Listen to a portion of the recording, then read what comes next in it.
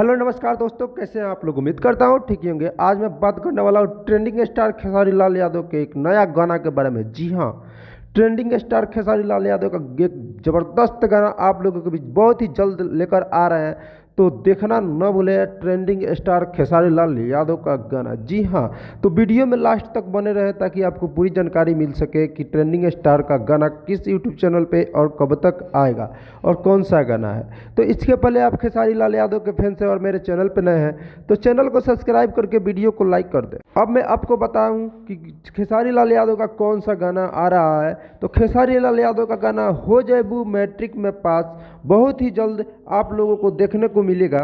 Speed record के official YouTube channel पे आपको देखने को मिलेगा हो जाएबू मैट्रिक में पास। जी हाँ, बहुत ही ज़बरदस्त गाना है। जाएं और इस गाने को प्यार दुलार दें। आप लोगों के बीच बहुत ही जल्द आएगा यह गाना। जैसे ही आएगा मैं आपको अपडेट दे दूंगा। तो इसके पहले आप मेरे चैनल को सब्सक्राइब करके बेल आइकन को दबा दें ताकि जब मैं वीडियो डालूं तो आप तक नोटिफिकेशन पहुंच सके और आपको जानकारी मिल सके।